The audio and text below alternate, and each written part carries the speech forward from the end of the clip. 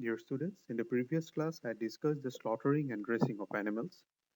As had been told, the health of the animal is most important for assuring the quality of the meat.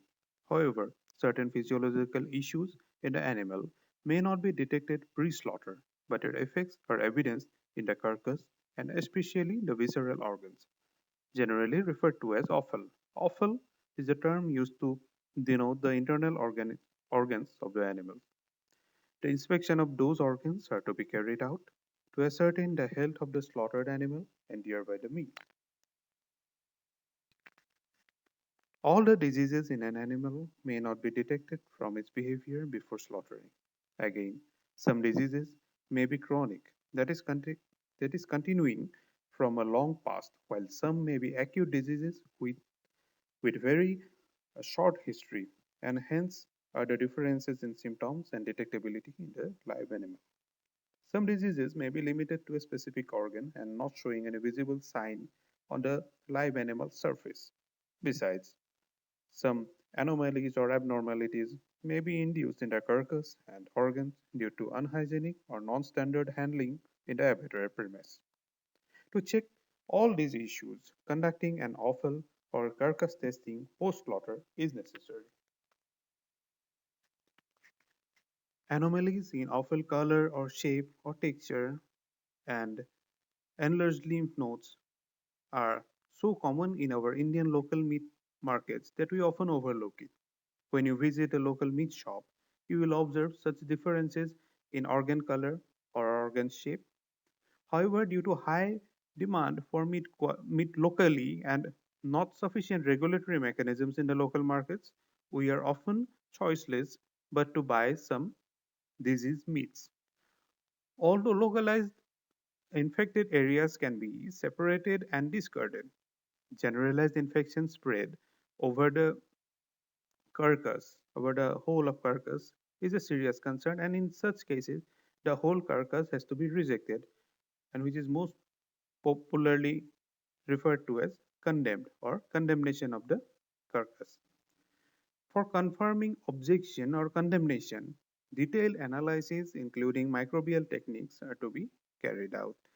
For a meat business, status of each carcass is important to assure complete safety of the product batches.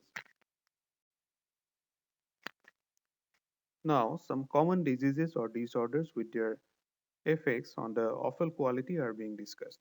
The first is pyrexia or common fever, which may be caused by the presence as well as absence of any infection caused by microorganisms. It can be also caused by some internal damages caused by mechanical or chemical means. According to the type of damage causing the fever, the offal observation will also differ. Common observations are congestion of the subcutaneous blood vessels, enlargement of the lymph nodes, cloudy swollen liver, heart, and kidney. If bacterial and chemical tests are positive, the carcass has to be condemned. The next is septicemia.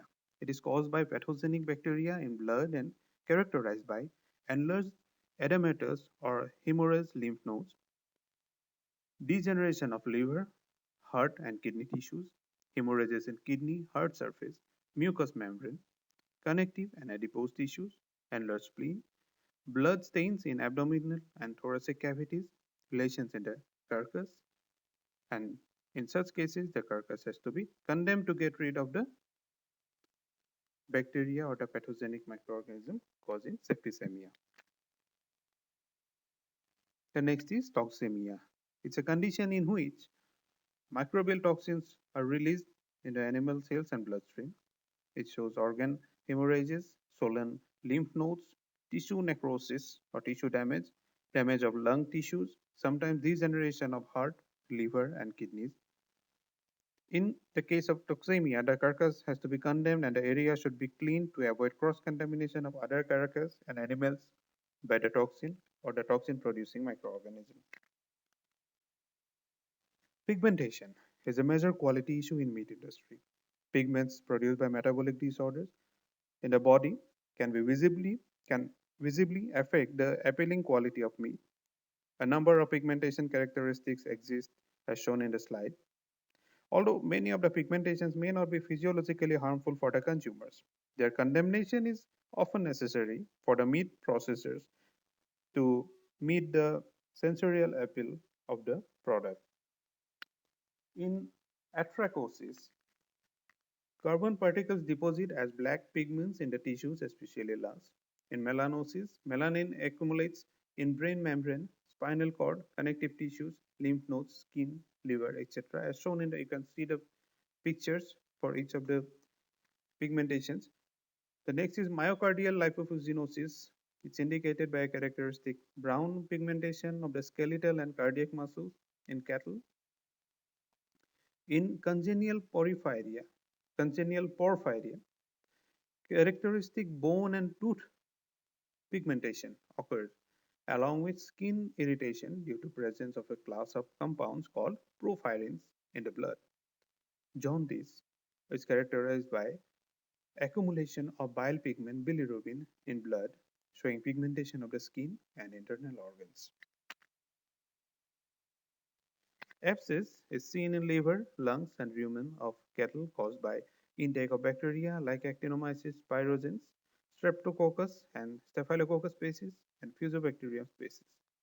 A characteristic fibrous capsule containing pus is indicative of abscess formation. As the disease spreads through blood, carcass detected for abscess is often and should be completely condemned. Similarly, a number of other disorders that can be detected by inspecting the offal are detailed in the material provided to you. You are advised to go through it and prepare a report for your study. Handling of animals, carcass and inspection requires high-level expertise, which can be developed only by field training. So I would advise my students who are really interested in meat technology or carcass science to attend training sessions in the abattoirs and attend sessions or carry out projects with animal farmers and animal processors or the abattoirs to obtain better knowledge on the subject. Best wishes. Thank you very much.